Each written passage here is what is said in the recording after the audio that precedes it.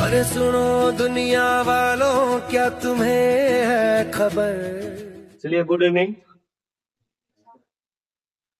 और आज जो हम लोग टॉपिक ले रहे हैं, सभी बच्चों के लिए एक कंफ्यूजन होता है। आप खुद ही जब देखेंगे, टॉपिक का नाम देखेंगे, तो आपको खुद ही लगेगा कि हाँ, वास्तव में है या नहीं। आप सबको हुआ होगा, सबको होता है कि नहीं होता। अब वो टॉपिक क्या है जो आप क्लास 1 से क्लास 2 में भी पढ़े, क्लास 3 में भी पढ़े, उस टॉपिक से ही हम बात करेंगे। टॉपिक है हमारा भाग। क्या है? भाग। हम कहें कि भाग को इंग्लिश में क्या कहते हैं? तो भाग को इंग्लिश में क्या कहेंगे? डिवीजन। डिवीजन का स्पेलिंग DIVISION। बहुत सारे बच्चों को डिवीजन का स्पेलिंग नहीं याद होता है और वो डिवीजन करते हैं। ठीक है।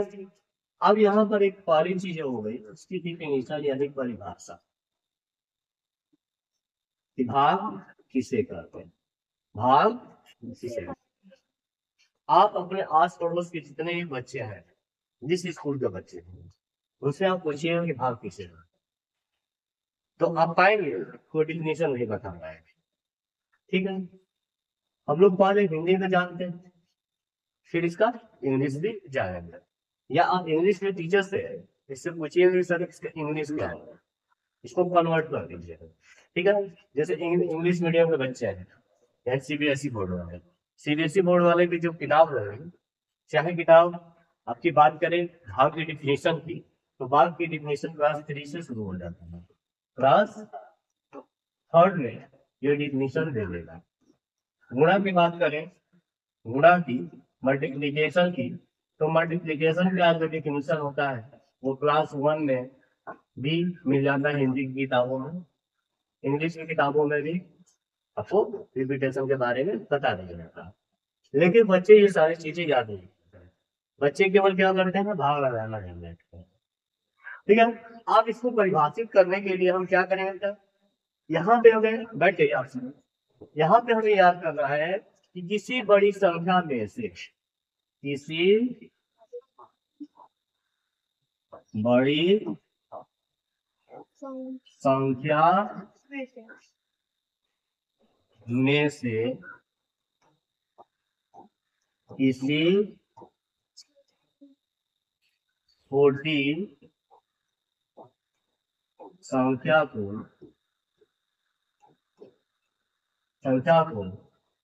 बार बार बार बार बार बार घटाने की क्रिया भाग कहलाती है।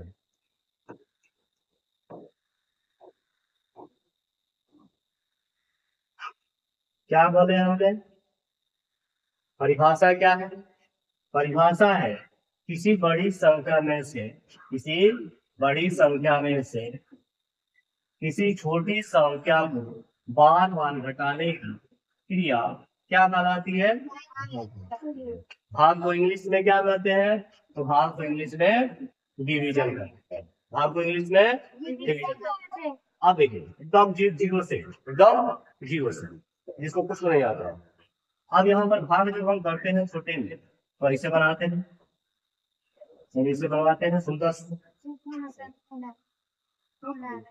सुंदर सा सर्कल बनाते हैं।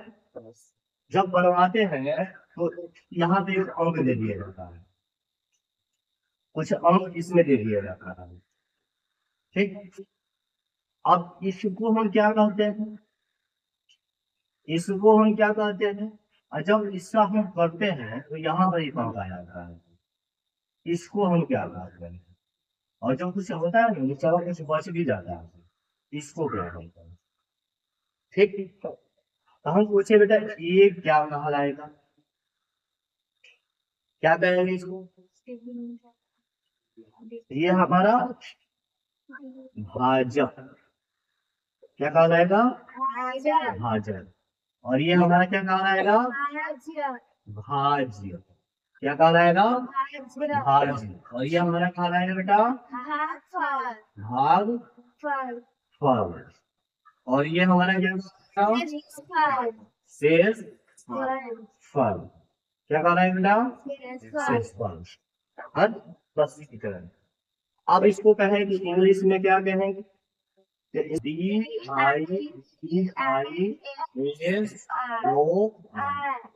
क्या हो गया?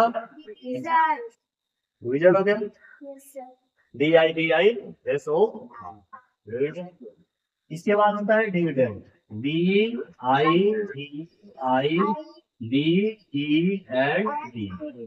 यही है ना डिविडेंड। स्पेलिंग सही है? याद करना है। अब होता है क्वांटेंट। इसको क्या कहते हैं? क्वांटेंट। क्या कहेंगे? QUOTIENT।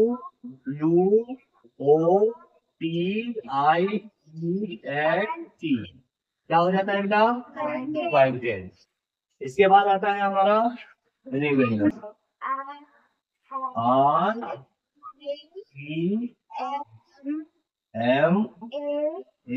REMAINDER।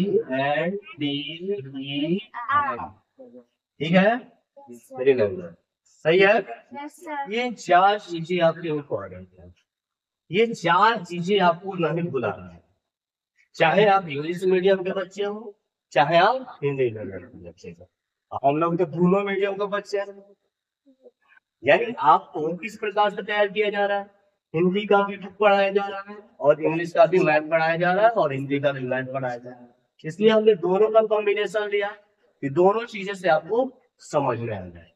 तो यहाँ पे याद रखना है कि डिवीजन, डिविडेंड, क्वांटेंट एंड रिमाइंडर, भाजक। क्या कहेंगे इसको? इसको हुआ, इसको हम क्या कहेंगे? डिवीजन। डिवीजन यानी कि भाग। इसको क्या कहेंगे? डिविडेंड। डिविडेंड यानी कि भाज। डिविडेंड यानी भाज। बैठ गई। और इसको क्या कहेंगे? क्वांटेंट। क्वांटेंट यानी कि भागफल। और ये हमारा क्या हो जाएगा बाबू? रिमाइंडर। रिमाइंडर यानी कि शेष। किसी को दिक्कत?